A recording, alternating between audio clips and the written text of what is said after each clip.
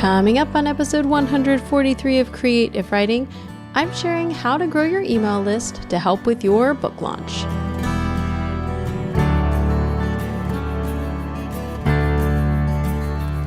I can't go back to sleep, it's almost light. These restless thoughts have kept me up again tonight. Hey creatives, this is Kirsten from Creative Writing, and this is the podcast for you, a writer, blogger, or creative who wants to build an online platform without being smarmy. And in today's episode, I am sharing how you can grow your email list to launch your book, and really just for anything. So this is another episode in my book launch series, but this one will help you no matter whether you're launching a book or not. But again, you should launch a book. You should write a book for sure. But even if you're not, if you want to grow your email list, this is going to be another kind of basic framework episode where I'm sharing kind of an overview of your email list, but I will have tons and tons of resources if you go to the show notes, which are going to be at creativewriting.com/143. I'm a giant email nerd, so I've got lots of links for you and things that will help you if you're just starting out or you're feeling stagnant or you just kind of need a big boost. So we're going to talk about that. Okay. Email lists. Email lists. One of my favorite things. I know that might make me a little bit weird, but I really like them. And I started liking them when I went to a blogging conference, Blog Elevated. Shout out to Bobby and Lisa, the founders of Blog Elevated. I'm trying to think what year it even was that I went, 2013 maybe. And I got to hear Laura Fuentes from momables.com talk about email. And that's when I really started digging in. I'd already been using email. I had a MailChimp account for my lifestyle blog. I had maybe, 500 people on the email list already who had just signed up on the blog. And I hadn't really done much with the email list. And she was talking about how important it was, how vital it was. And I became really convinced. And so I started really dedicating myself to growing an email list. And not just growing an email list, but trying to figure out what it looked like to have connections with my readers. So I signed up for Laura's just as an experiment and started really setting up for email lists everywhere and just kind of studying what people sent, what they did, how they interacted. And when I would hit reply on Laura's email, she would respond back to me usually that night. And she had a huge email list. I don't know how many at the time, but I think now it's hundreds of thousands of people. So it's not like it's a small list. But back then she would even, a year later, I didn't reply to every email, just FYI. I'm not that crazy stalker, but when I'd hit reply, she would respond back. Maybe it was only a line or two, but it let me know that she was there. And it was this intense, amazing personal connection that made me feel really special to be a part of her list and to know that she was getting those replies. And so that really showed me the power of that personal connection for email. And I think a lot of times people miss that power. So that was one of the main things I started doing. I studied email lists. I built an email course. I have done a lot of email trainings. I wrote a book on email that I'm about to actually update called Email Lists Made Easy for Writers and Bloggers. And now, as of this year, I have built a fiction list that's not quite, but almost as big as the nonfiction list. And it took me a couple years to build the nonfiction list and just one to build the fiction list. And so I've seen some of the differences in strategies and techniques. And also, I feel like this list for creative writing, it's kind of a blogging list, but it's really different than my lifestyle blog list. So I feel like I have a lot of different experiences. No, I don't have the giantest list. I also don't have a great vocabulary sometimes, but I have decent sized lists, really good open rates, and find a lot of success with email. So okay, that's my sort of email backstory. And if you're not excited about email, maybe that got you a little bit more excited. Again, it's about these mindset shifts. And if you're running into something that you don't like, it's about shifting your mind so that you can get excited about it and really enjoy it, because I think that makes all the difference. So in this series so far, we have talked about the book launch formula, how to get other people to share your work through newsletter swaps and other options, how do you utilize paid promotions, which was last week. And then I want to dive deeper into email, because email is a great way to sell your books, and email is a great way to also just connect. Like I said, that personal connection. When I talk about email lists, first of all, just really basic stuff here. If you're new and you're not really sure, I just want to cover this base. When I talk about an email list, I am not talking about going into Gmail, hitting select all your contacts and sending an email out. That is not good and actually could get you fined because that's not, that would violate canned spam laws in the US and probably other laws that are stricter in many other countries. You really need to be sending through an email service provider, and people need to actually actively opt in, especially after GDPR. And if you don't know what that is, I'll leave links to that in the show notes, but it was an act passed in 2018 through Europe. And even if you're not in Europe, it impacts you if you're sending to people who live in the EU. So, it's very important when we're talking about email lists that you're being really official with this and realizing there are legal issues. I don't know anyone who has been fined. However, the fines are really steep. It's not a good thing. And your email service providers will also have their own rules. And if you break them, you might lose your ability to send through that email provider. So it's really important that you actually follow the rules on this. And if you're new and are just not sure, I do have a free email course that delivers over email. How meta is that? And you can go to freeemailcourse.com to sign up for that. So that's what I mean when I'm talking about email list. I'm not talking about sending out to all your contacts. I'm talking about an official email list that you use an email service provider like ConvertKit, MailerLite, MailChimp, or others to actually send the people who have said, yes, I want you to send me email. Okay, so I'm going to break this down into two very basic parts, and we could drill down and get super, super specific, but I'm going to start with the basics to not be overwhelming, but also give you some specifics. So when you want to grow an email list, it really kind of breaks down into these two main parts: your content strategy and your traffic strategy. So if you don't have great content, no one is going to sign up for your email list. But even if you have great content, if there's no traffic finding you and finding your great content, then no one's going to sign up for your email list. So these two things really go hand in hand. And if you can create a great content strategy and get traffic to your content, then you're going to be set up for email list growth. Okay, so again, like I said, this may be surprising. This is a little bit more of a backed up version to look overall at how email works. So let's talk about content strategy and what I actually mean.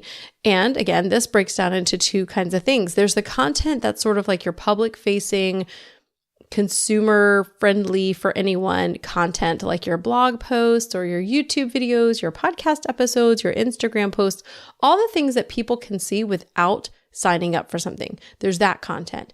And then there's the content that you're going to be sending over email. And you really need to think about both when it gets to your email list, because here's the thing. Your forward-facing, public-facing content, like your blog posts, I'm going to use blog posts. That's just the easiest thing that may be the most common people do.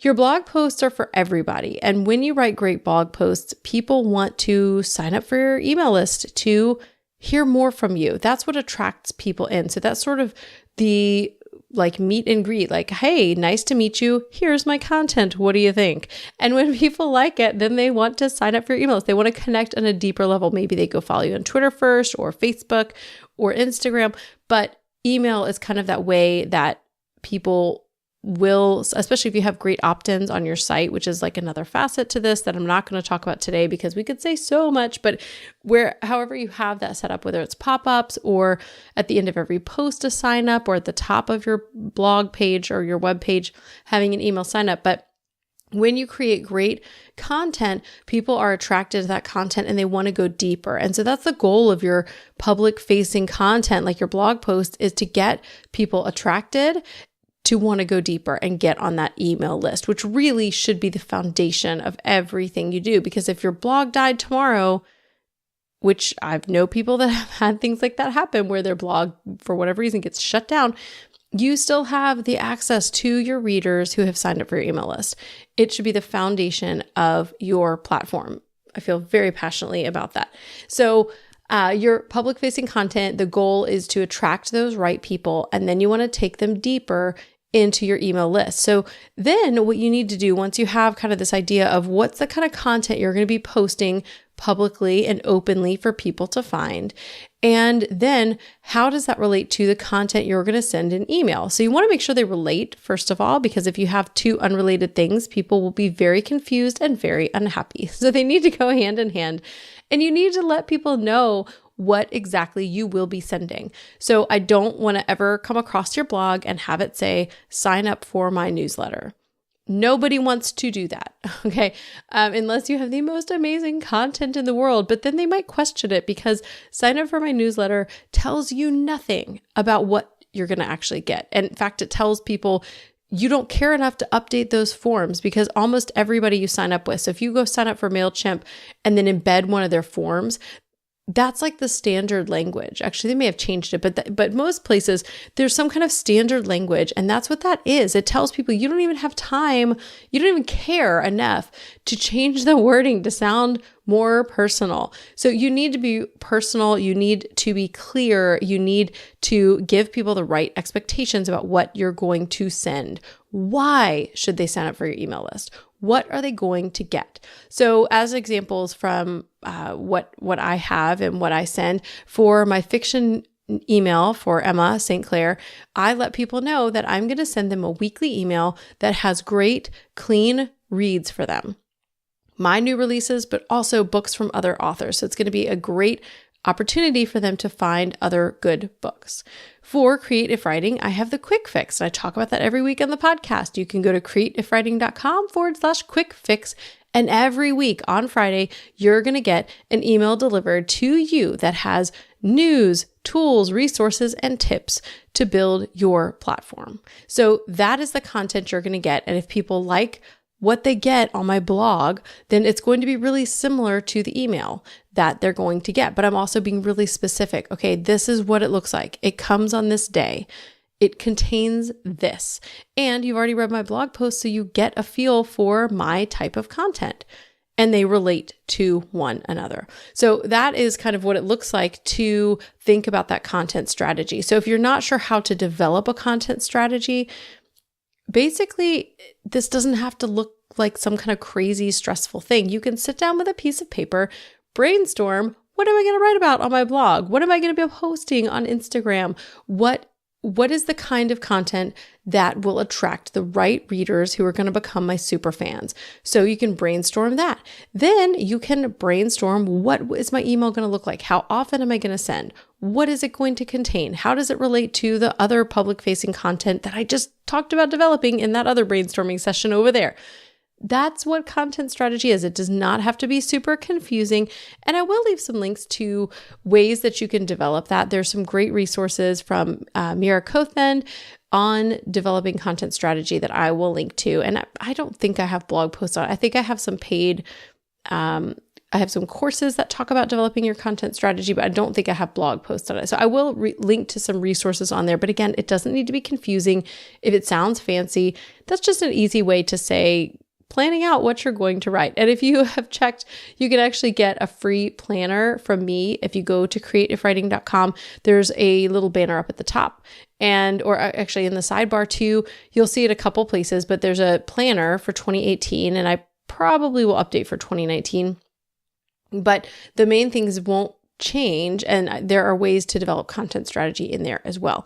So once you have that content strategy, you're halfway there, yay! But if no one ever comes to your blog or sees your Instagram account, no one cares, and they're never going to sign up for your email list. You have to get people there.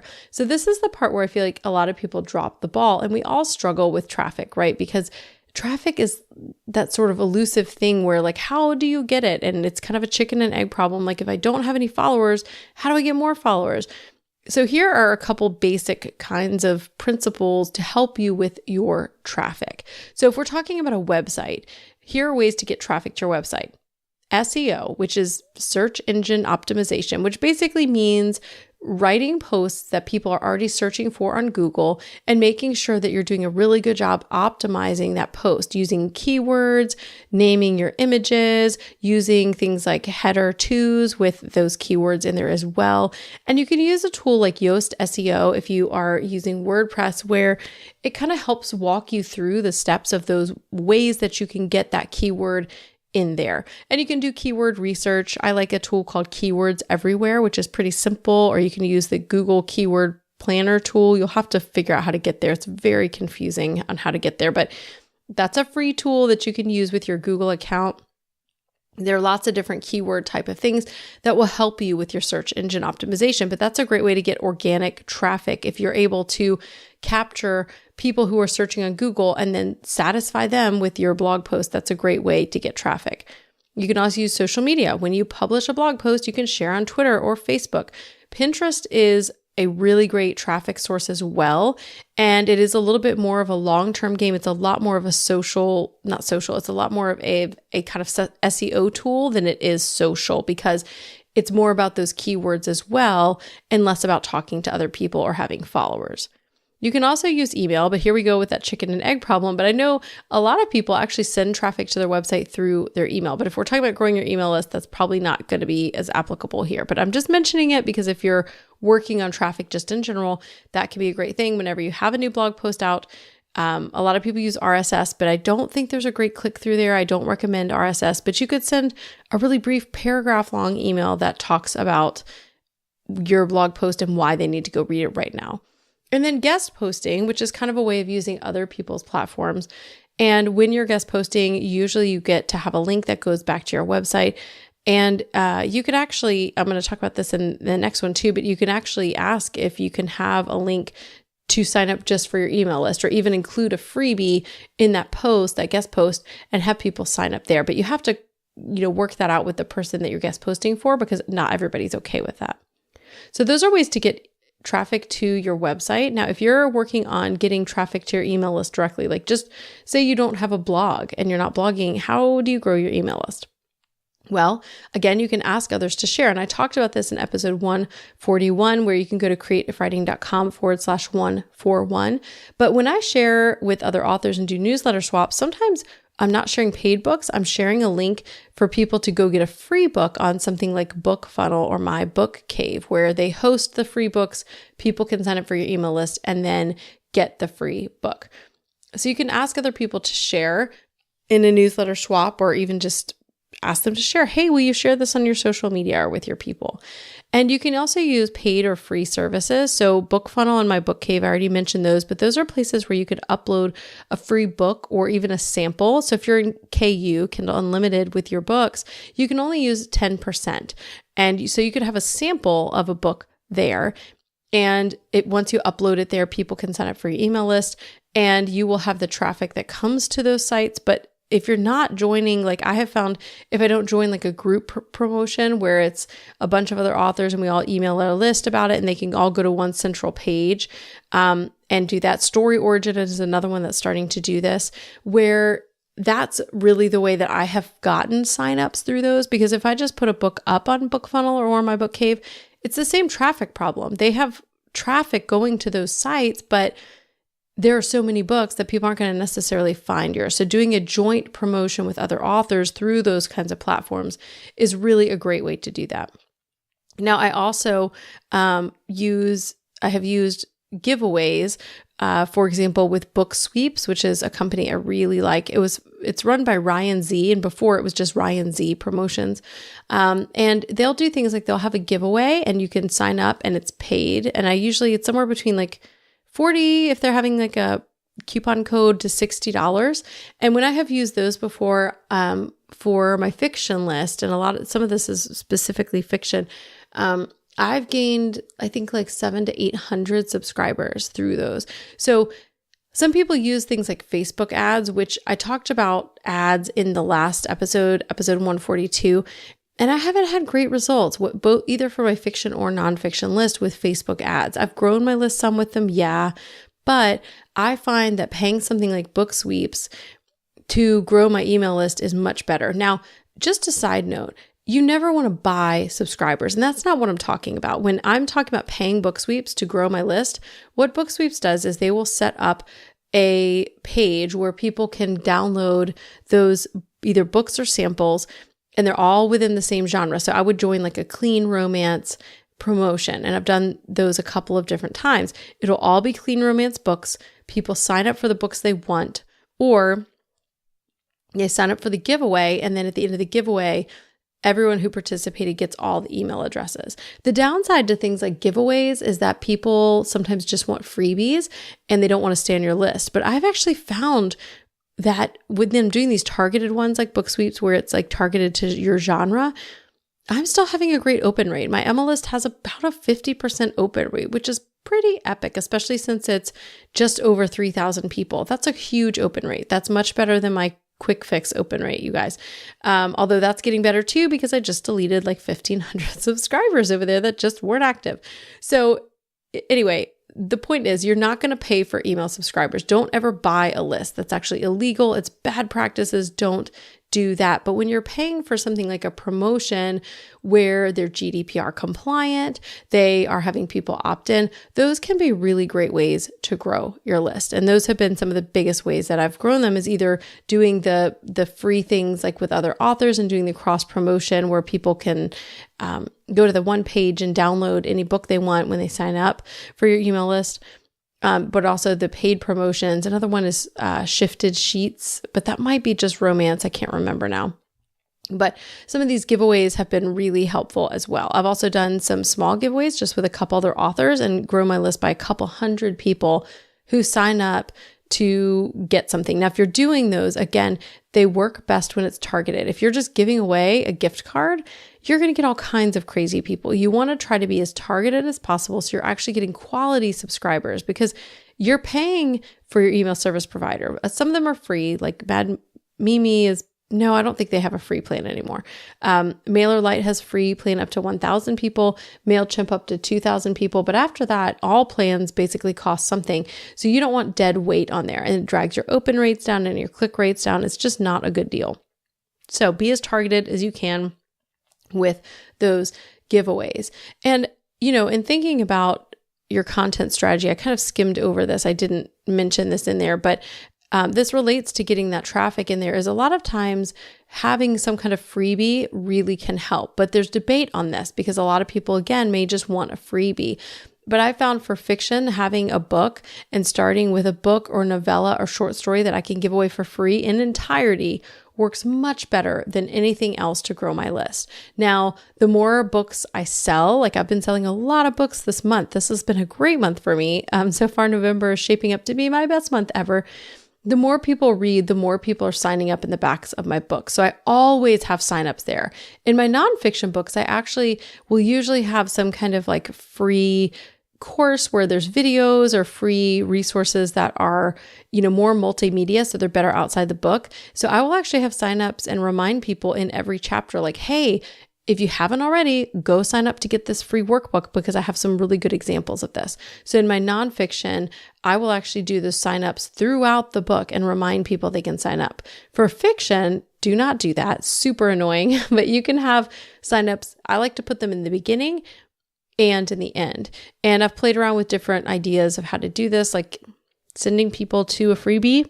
But I've also just told people, here's what I send in my weekly email, sign up. And I still get signups for those as well. So you don't have to have a freebie. But the thing is this, and I'll kind of leave you guys on this, content breeds content. So circling back to that kind of content strategy, if you have some kind of content that's free and public facing, that's going to get people interested. If you have some kind of freebie that you can offer people, that is also going to get them interested. I want to just leave you guys with this.